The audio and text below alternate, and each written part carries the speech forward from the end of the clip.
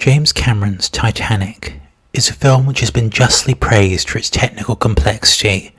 and unfairly demeaned for its melodrama. This analysis will explore how the film is a work of historical myth, depicting the tragedy of a real-world event which in turn frames the story of young Rose, the timeless heroine on the cusp of two historic periods, where the traditional was about to give way to the modern. It is this character who undergoes her own Titanic ordeal of the soul in counterpoint to the ship itself, making the finished film feel powerfully mythical in its effect.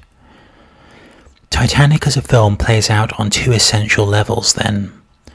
The first, in how the hubris of a male-led society led to disaster after nature vanquished the floating object of their pride,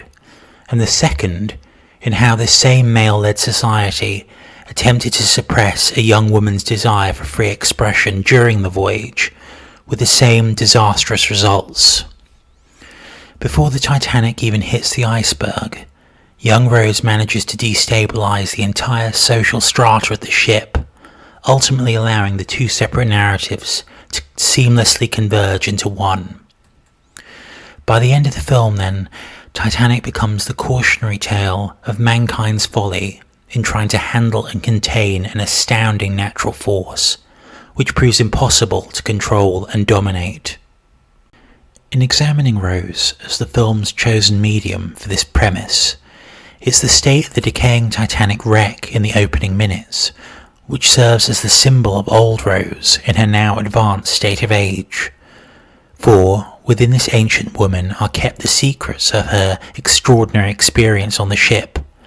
just as the remains of the Titanic itself contain their own preserved artifacts. In turn, Brock Lovett and his team probing the wreck for a lost diamond necklace corresponds to their further probing of this elderly lady, who once wore their elusive diamond as a teenager on the ship. At this early stage of the film, all Lovett can see in old Rose is the prospect of discovering the unknown location of this fabulous lost treasure, which will presumably give him a financial windfall, while her personal connection to the actual Titanic disaster is of secondary interest to him. By taking this crude approach, which is utterly detached from any authentic humanity, Brock and his men are aligning themselves with the mentality of Titanic's own visionary, Bruce Ismay, who prioritised luxury over passenger safety, while being keen to break a transatlantic record. Like Ismay, all Lovett can focus on is the prospect of making a name for himself by achieving a remarkable feat, even at a cost of his own integrity and ethics, having already been labelled a grave robber. At the outset of the movie then, we realise that unprincipled men like Brock Lovett have not learned any real lessons from the folly of Ismay and the sinking of the ship. It is therefore up to old Rose to impart the spiritual lesson of the film itself, to make Lovett and his men see that nature will always find a way through, and that it cannot be bested or forced into submission, however hard they try. Ultimately, there is another treasure to salvage at the understanding of Rose's story, which will be revealed by film's end. As old Rose now begins her enthralling tale, we will perceive how James Cameron directly correlates the Titanic's initial status as a feminized symbol of male power to how young Rose is presented too, starting out the voyage as nothing more than the lovely prize of a steel tycoon's son, who is taking her home to be married. Therefore, the ship at the glorious launch of its maiden voyage represents young Rose in her exquisite outer identity, magnificently presented to the world and beautiful to the eye, but being controlled by her handlers to make a transatlantic journey to an already pre-planned future. Once brought to land, Rose will then be fixed to this predetermined outcome, which is intended to last for the rest of her life, regardless of her personal wishes or feelings. Rose's preference for expressionist art, particularly her purchased replica of a 1907 Picasso masterpiece, Les Demoiselles d'Avignon, or The Young Women of Avignon, shows that her inner rebellion against her confining destiny is already starting to manifest in quiet acts of defiance, such as admiring works which are a threat to established aesthetic convention. In the primitive depiction of several prostitutes who seem to turn the male gaze back on itself in a powerfully disarming way, Rose finds that through her choice of paintings, an avatar of her deeper self is already calling out to her through each particular selection. Their call to Rose from each artwork is very simple: that an imaginative state of self exists to be nurtured in every human being, which is that consciousness that Rose calls truth without logic, seemingly beyond all mental reasoning. Just as the Titanic in this Edwardian era symbolised the supremacy of a conservative imperial culture, then Picasso's art, along with the novels of D.H. Lawrence, can be seen as emblems for the modernist movement, which will overturn the traditional age of forms and ideas. Therefore, as Rose studies the images in her stateroom, she also contemplates this more imaginative vision of humanity that will result in a cataclysmic shift. It is the changes accelerated by the vision which 2 years later will sweep away the grandeur of the Edwardian age with the outbreak of World War I, a mechanised mass carnage which would wipe out a generation of men fighting to uphold their outdated traditions, of which the Titanic disaster was just a prelude. Their traditions, of course, are what Rose and her original identity symbolised. An aversion to new visions and ideas is also why Caledon Hockley, Rose's intended husband, finds her choice of art so repulsive and threatening to his entire conception of the world, with the Picasso artwork in particular being a visual expression of female sexuality which men like Cal perhaps find more ferocious and threatening than they do alluring.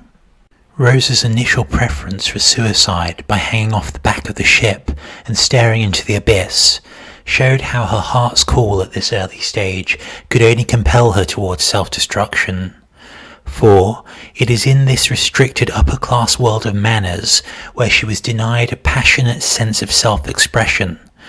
with no other alternative being offered than the life already mapped out for her. Before the sudden appearance of Jack Dawson, only the prospect of death provides assurance to Rose of a way out from this psychological purgatory. From my perspective, the materially impoverished but emotionally rich Jack stands as a kind of Jesus Christ figure in the film. Jack's Christ-like qualities are evident if we are to perceive the Christ idea as representing a spirit of human imagination and personable sensitivity over rapacious ego and materialism, upon which the glory of the Titanic is fated by satanic figures such as Hockley and Ismay. Jack first observes that Rose seems like an indoor girl in appearance, and yet, as we will learn, Rose proves to be athletic and resourceful, which explains why she was so fearless in preparing for her chosen method of suicide.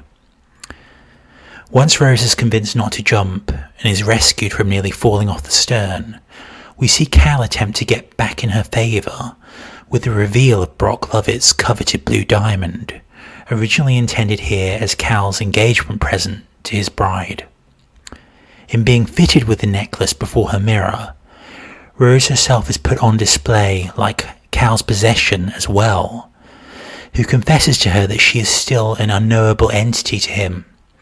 and that he hopes this diamond heart will compel Rose to now open up her living heart to him. This intimate request of his seems like a truly sincere moment for Cal, suggesting that he is well aware of Rose's true imaginative capacity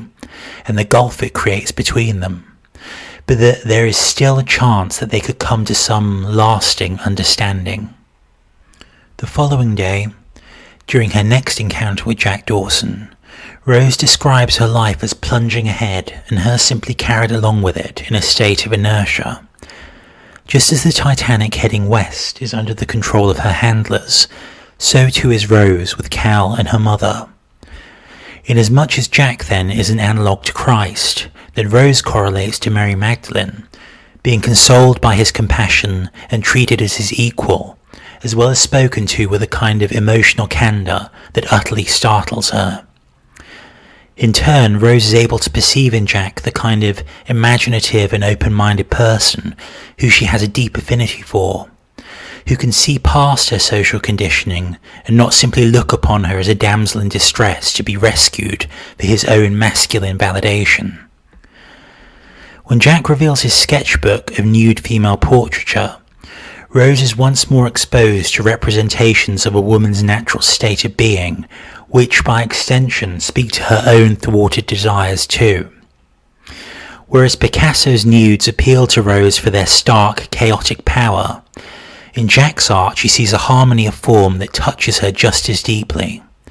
So, while Jack may perceive a powerful physicality in Rose, he also sees another dimension in her nature that is reflective, poetic and thoughtful, and more authentically feminine than any of the superficial manners and etiquette she had learned through her tedious upbringing. Jack, as a man of poverty, fits into the Christ-like noble peasant trope, with a dignity of inner selfhood and a natural civility which has nothing to do with worldly status or affluence. With his natural self-confidence, Jack is able to walk through any strata of society with a total sense of belonging, because he is a messenger of a natural world where everything is interconnected beyond all man-made differences or social distinctions. Jack's ability to instantly adapt to any given environment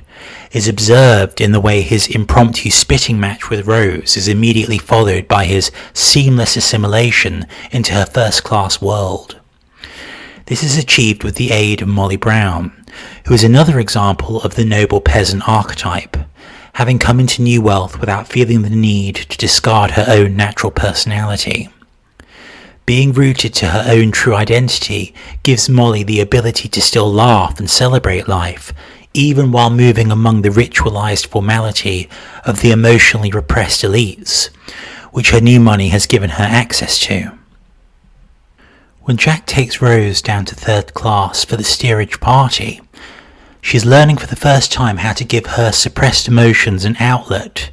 which the night before had compelled her to possible self-destruction as its only means of true expression.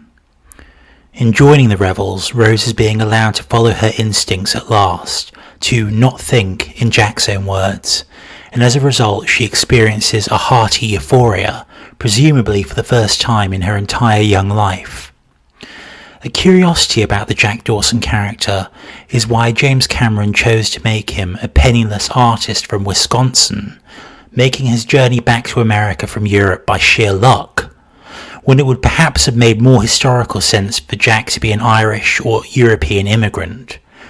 I think the answer may lay in the fact that Cameron intended Jack to be the manifestation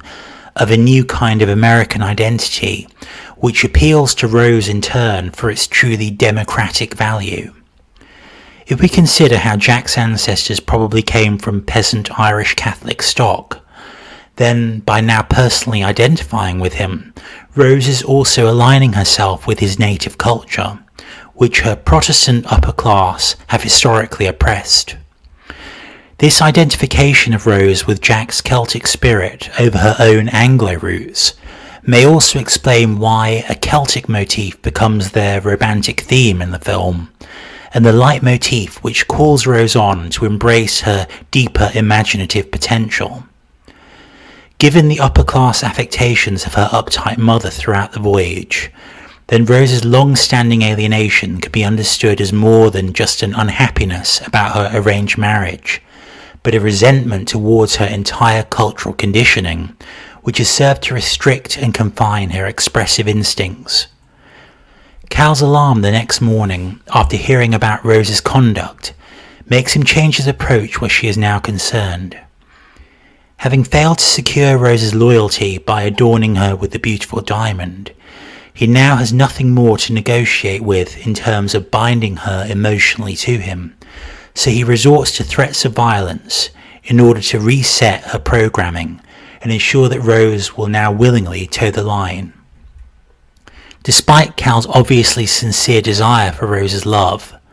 and the suggestion of real emotional feelings for her, He is incapable of expressing this deeper regard without compromising his own authoritarian ego, which seems to need no one and exists simply for the attainment of more power. Perhaps Cal, then, is deeply afraid of letting his guard down with Rose by attempting to love her on more simplistic, gentle terms, because to do so would be to feminize his own nature by allowing himself to be vulnerable and confessing that he does indeed have an emotional need to be loved by his intended bride. Cal's tragedy, then, is not only that he has no one to confide in to help him understand and work through his deeper emotions, but that he cannot really communicate with the woman he professes to love, being unable to understand her complex emotional language that was expressed earlier in her taste of art. For Rose's part, her predicament is stressed further when we watch her being tied into the corset, emphasizing the pressure from her mother to lock in Rose's true feelings once more, in order to ensure that the Hockley marriage deal goes through without a hitch.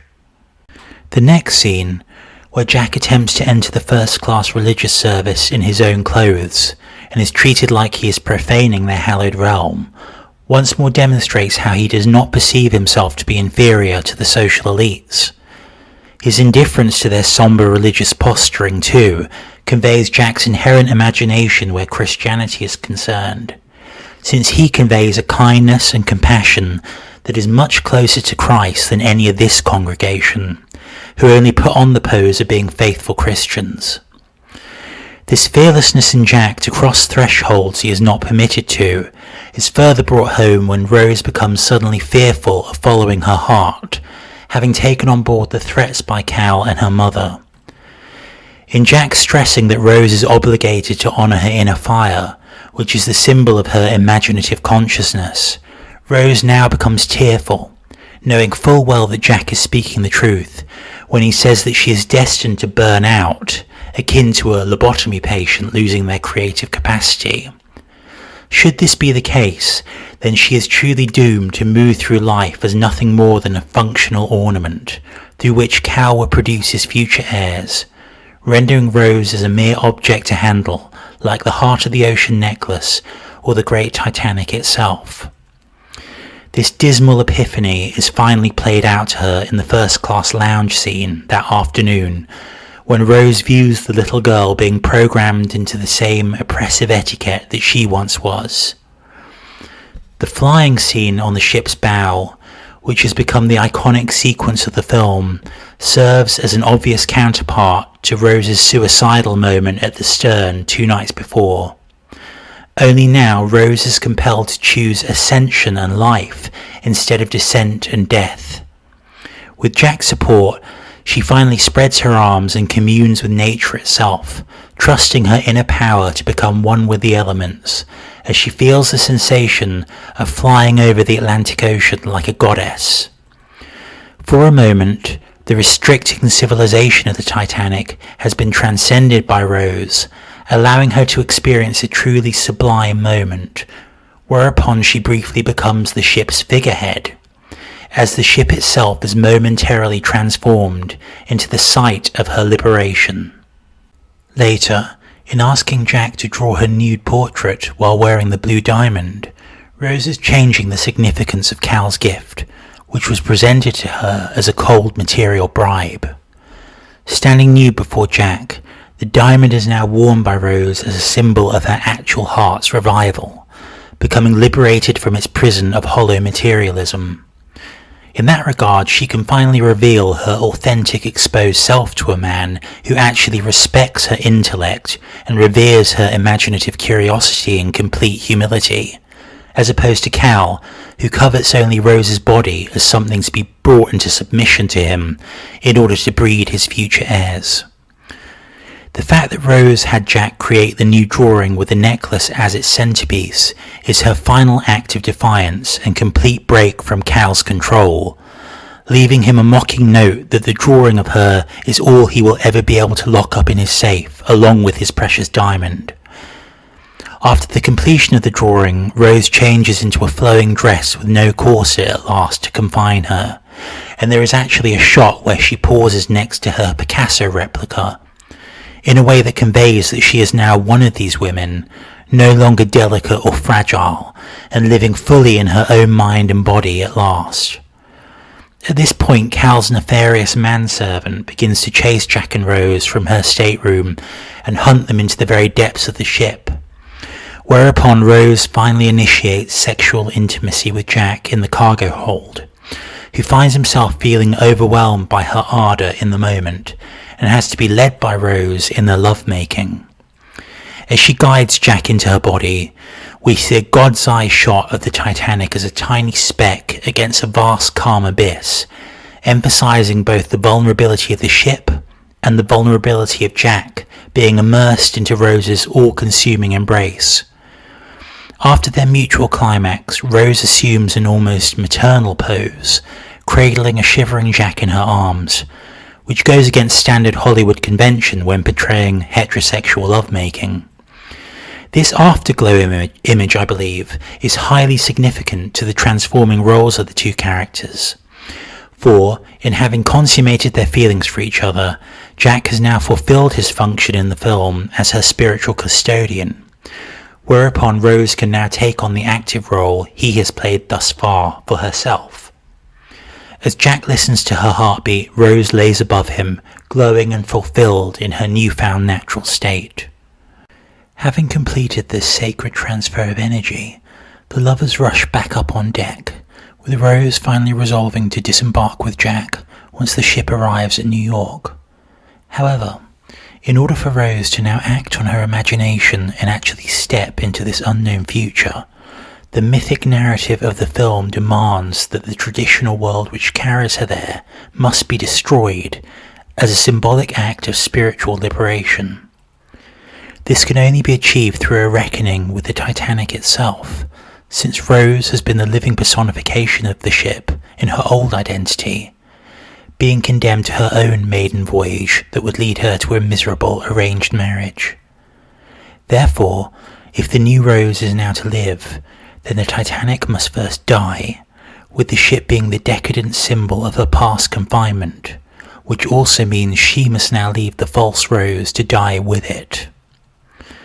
The iceberg looming out of the darkness, with the ship headed straight towards it, can be directly correlated to a statement Rose made to Jack earlier in the film about her life plunging ahead outside of her control and her being powerless to stop it. Inasmuch as Rose transformed the meaning of the blue diamond into a symbol of her living, feeling heart, then the iceberg itself can be seen to represent Rose's former state of spiritual desolation, where she had been so coldly remote and miserably adrift in the dark abyss of her life, condemned to an existence so hollow that it had compelled her to suicide before Jack's intervention.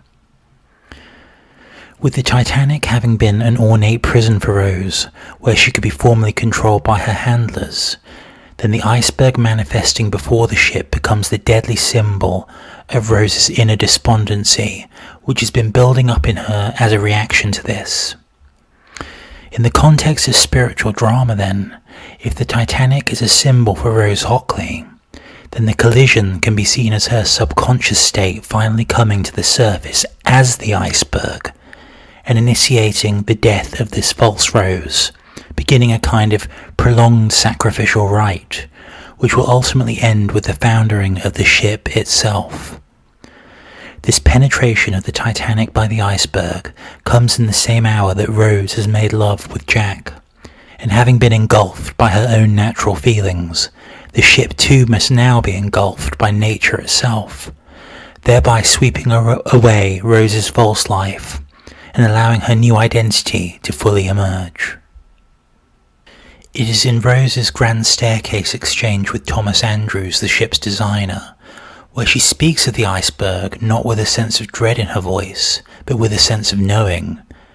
as if having subconsciously willed the collision to come to pass, so that nothing of her old self can be left behind. In the context of this deeper awareness then, Rose understands the severity of the situation and accepts it utterly from the outset, because in truth, she's been preparing for this cataclysm for a long time, where her inner state will finally break through her false outer one and completely eviscerate it. Under the bright white dome, then, comes Rose's absolute understanding that this sinking ship will be the stage upon which she will play out a final reckoning with this oppressive civilization which has bound her to their soul-crushing conventions. In order for this true Rose to now ascend and fly towards a brand new destiny, within the film's mythic narrative, she must first be tested as worthy by nature itself. Her first test of identity has Rose descending into the flooding lower levels of the ship, whereupon she must retrieve Jack from his captivity, having been framed by Cal for theft of the Blue Diamond. Inasmuch as Rose has experienced transcendence by the emergence of her natural self, it is by this act of descent that she must also bear witness to the destructive aspect of that same nature, which, while being terrifying in its full force, is also an essential part of Rose herself, which can't be denied by her. In initially considering self-destruction by hurling herself into the ocean, Rose was first planning to turn this destructive power on herself, but now she must instead witness it being turned on her own society, like the ultimate purification rite on an unequal and oppressive world. If we return to a statement Rose made earlier in the film about modernist art appealing to her for conveying truth but not logic, it is in Rose's actions during the sinking where we see her doing several illogical things which directly threaten her chances of survival, but in a deeper sense are absolutely necessary in order for her true rebirth to come about. If Rose is indeed to live, she must first die, which means she must directly face and expose herself to all the terrors that go with that experience. In throwing off Cal's attempts to restrain her, Rose is now fully identified with the prostitutes in Picasso's art, accepting Cal's disgust of her fully, just as Cal expressed disgust for the painting's primitive forms. It is in the rescue of Jack, then, that Rose must now ally herself to the ocean's ferocious processes, as it begins to engulf the great liner. Initially overwhelmed by the maze of different corridors and the prospect of a power outage, Rose must now listen to and harness her flourishing natural power if she wishes to survive this disorientating nightmare. Once armed with an axe, she suddenly takes on Amazonian proportions, becoming one with the natural forces that envelop her. The Titanic disaster has historically been seen as a portent of the First World War, sweeping away the Belle Epoque civilization in horrendous apocalyptic imagery. Nowhere else has this foreshadowing been so effectively depicted in culture than the scene with Rose's descent to the lower level of the ship, whereby she encounters what can only be described as a modernistic hellscape, complete with electrical sparks, forcing herself to then wade through no man's land like a true warrior woman.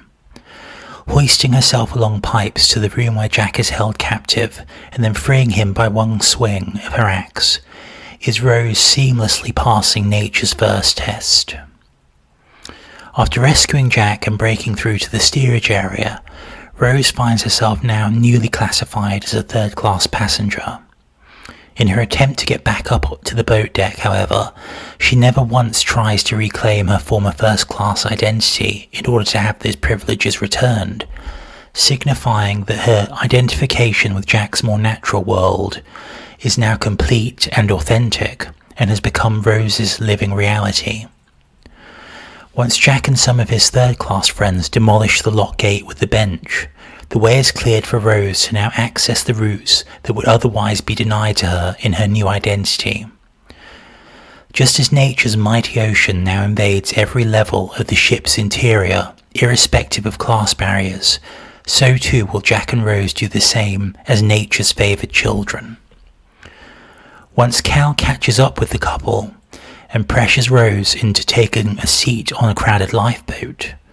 we must now strive to understand the deeper significance of Rose leaping back onto the sinking ship. For, while being another illogical choice she makes, in Rose now refusing the chance to be rescued, it serves to remind us that Cal and her mother would eventually have been on hand to reclaim her later on had she decided to stay on the lifeboat. As Cal witnesses the passionate reunion and gives chase to the couple with a gun, we see his own thwarted desire to win Rose's love manifest as outward rage that she would give her heart to someone who, by Cal's materialistic estimation, has done nothing to truly earn it. As the couple escape from the now destructive intent of controlling mankind, so they must also now venture right back into the depths of the sinking liner for nature's next frightening test. In being fully immersed by the engulfing tides that sweep them along the flooding corridors, we are also witnessing here the dormant emotions in Rose, which she has now seen fit to unleash after a lifetime of Edwardian repression.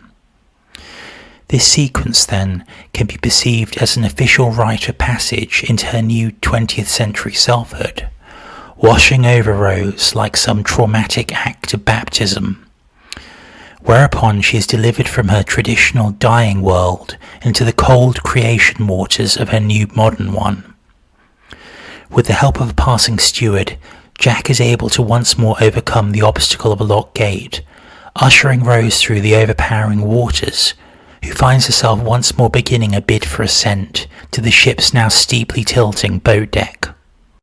As they race for their lives, the young lover's last encounter with the ship's designer Thomas Andrews has him apologising to Rose for not building her a stronger ship. Just as the ship's design weaknesses were completely overlooked by her hubristic handlers, so was the case with Rose herself, who was forced by her society to mask her inner vulnerability with an outer presentation of feminine splendour. At this culmination point of the disaster, we now understand that nature must put Rose through the full horror of the sinking, like a kind of childbirth experience, a labour she must now endure in order for her true self to be safely delivered from her former state of living death. As Jack and Rose resolve to head for the stern, which is now the highest point of the rapidly foundering ship, they are temporarily distracted by an impromptu religious gathering. This striking tableau presents a Catholic priest reciting Hail Mary, while crowded by a congregation of terrified passengers who cling on to him in the vain hope of some divine salvation. If we parallel this scene to Jack being thrown out of the Christian church service in first class that very morning, then him taking pause to watch the priest comforting passengers of every social class shows us that Jack recognises the stark difference between a false religious service in the comfort of luxury and an authentic spiritual moment as expressed here in the face of their imminent death. Indeed, as the Christian priest honours the Virgin Mary, so Jack in his own priest-like capacity honoured Rose during the flying sequence at the ship's bow, alluding to a more ancient spiritual practice where women were venerated in the divine image of the goddess before their later subjugation by the monotheistic religions. When the Catholic priest concludes his Hail Mary with the closing line, "For the former world has passed away," the film immediately cuts to a shot of a drowned woman in the first-class lounge, floating lifelessly under the ornate lighting fixture. This was the very same lighting fixture which Rose herself sat under when she finally made the choice to reject her false life and pursue the transcendence of a new liberated identity. The drowned woman, then, can therefore be identified as James Cameron's representation of the old Rose DeWitt Bricator, who did indeed die on the Titanic, as Brock Lovett's team so assumed. With Jack and Rose now positioned at the highest point of the ship and finding themselves returned to the site of their very first meeting, they must now face together the final breakup of the Titanic, followed by nature's last test, which will see them finally being submerged into the freezing outer ocean itself. Having conceived of a new vision for her future in the act of love with Jack, just before the ship hit the iceberg, Rose is now faced with her ultimate challenge of fighting for that future as the Titanic gives way from under them. The two options presented to Rose now are to either give up her sacred cause for true selfhood and die in the frigid waters along with her former life, or to deliver on her oath to Jack to survive and prosper, thereby become the liberated woman he so envisioned. Finally, inasmuch as Jack gave her back the gift of life, so Rose must now deliver Jack to death in exchange, his inspirational seed having already been implanted within her, ensuring that he will go on beyond his physical being. In being kept alive on top of the floating door, and finding that Jack himself has now died from exposure, Rose must now for the final time submerge herself in the ice water and swim for the dead officer's whistle in order to attract a rescue boat. This moment for me stands as Rose submitting herself to a final embrace with nature in her destructive aspect. In return, having now passed all of nature's tests, Rose is now granted the gift of life, which is so conveyed by the furious sound of her whistling so the lifeboat can determine her location. Once all the survivors are rescued by the Carpathia, it is when Cal comes to search for Rose in steerage that we are left to debate an interesting question. Is Cal looking for her because she has his luxury diamond in her pocket? Or is finding Rose alive and safe his dearest wish and his only priority? Regardless of Cal's true feelings in that moment, Rose has no such ambiguity in her own reaction to him, being intent on him not discovering her. Having severed any connection to her former identity in this moment, Rose is ready to now step ashore in New York as a woman reborn. Just as her old Rose identity was represented by the Titanic and its ultimate fate, so her new identity is so personified in the Statue of Liberty, welcoming Rose by nightfall as one of the poor immigrants arriving to claim her new life as an aspirational American. If we consider how the goddess Liberty holds up her torch of enlightenment into the night sky, then this specific image holds profound personal significance for Rose in relation to Jack himself. Specifically, this image also shows us why Rose is so compelled in that moment to marry herself to Jack's memory by assuming his last name. In viewing the lit torch of liberty,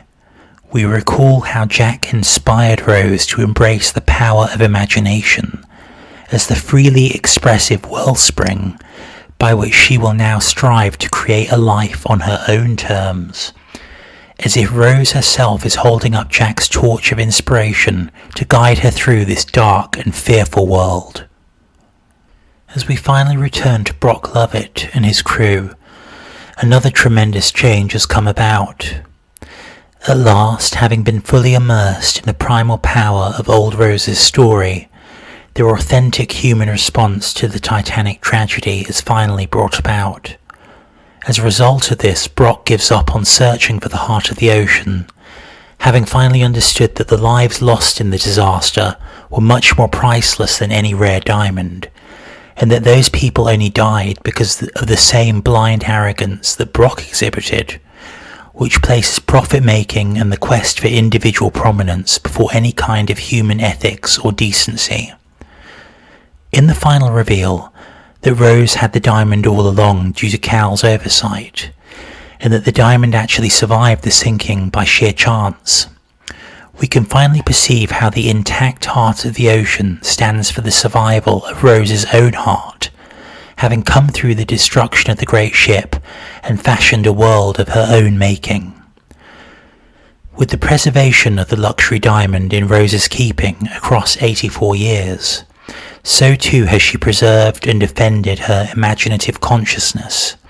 and thereby been able to live out the life of her dreams. I interpret her flinging the diamond over the site of the Titanic wreck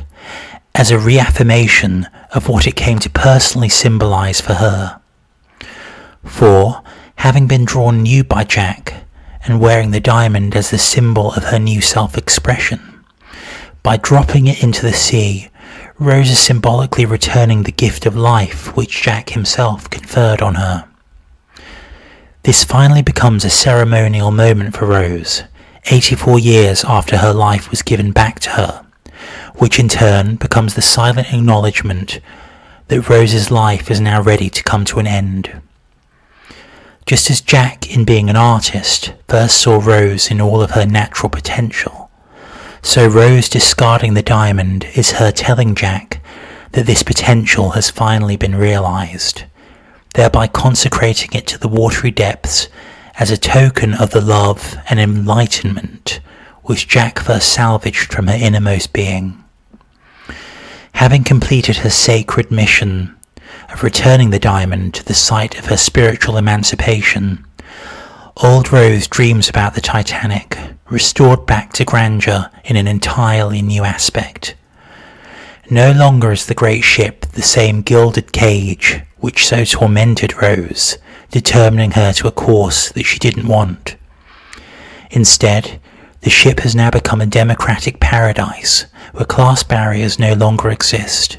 and where people of all backgrounds can stand under the great dome and share in its heavenly light together. As Rose's soul travels through the Titanic realm between life and death, she finally breaks away from her mortal body and sees herself as an ethereal young woman again, rising to meet her recovered consort at the grand staircase clock, upon which he once urged Rose to make each day count, because life must be valued as a gift. Having honoured her oath to Jack, Rose enters her final state of transcendence as the spiritual drama of the film comes to an end, along with her earthly existence. As her liberated soul looks up to the white dome, Rose now passes away in a final fade to white, as the passengers celebrate the titanic scope of her life with a resounding and reverent applause.